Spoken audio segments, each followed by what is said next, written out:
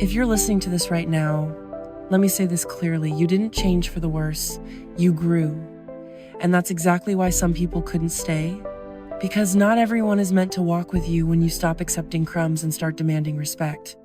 And the truth is, the moment you began setting boundaries, the moment you stopped over-explaining, stopped chasing replies, stopped begging to be understood, everything shifted.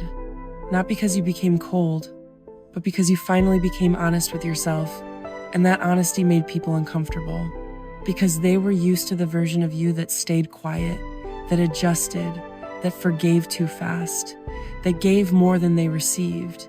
And when you stopped doing that, they didn't lose you, you removed their access, and that hurts people who benefited from your silence. Because growth doesn't always look like happiness. Sometimes it looks like distance, loneliness, and long nights where you question whether choosing yourself was worth it, especially when you miss people who no longer fit the life you're building. But listen carefully, outgrowing someone doesn't mean you hate them. It means you finally love yourself enough to stop shrinking.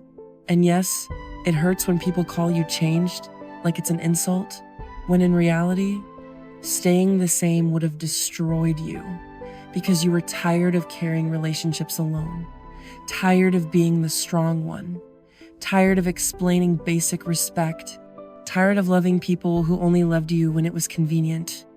And maybe the hardest part isn't letting go of them. It's grieving the version of you that thought sacrificing yourself was love. But that version of you didn't know better. This version does. And that awareness is painful. Because once you see patterns, you can't unsee them. Once you recognize emotional neglect, you can't keep calling it love. And once you realize your worth, you can't keep accepting half-effort connections. And that's why growth feels lonely, because you're walking away from familiar pain into unfamiliar peace, and peace feels empty at first. Because chaos used to feel like home, but don't confuse quiet with emptiness. You're not alone, you're just no longer surrounded by people who drain you.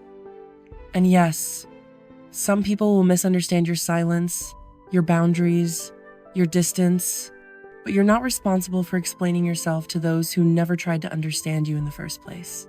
Because real love doesn't require you to beg. Real connection doesn't punish you for growing. And real relationships don't disappear the moment you stop overgiving. So if you're in that phase where old connections are fading, where conversations feel forced, where you're choosing rest over drama, solitude over chaos, and self-respect over familiarity, know this. You're not losing people, you're filtering. And the ones who leave were never meant to stay at this level of your life. And one day, you'll meet people who don't question your boundaries, who don't get threatened by your growth, who don't need you to be smaller to feel bigger.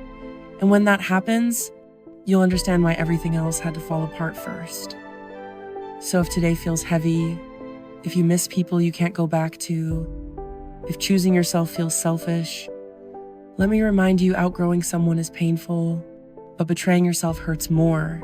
And this chapter, as lonely as it feels, is proof that you're evolving, not broken.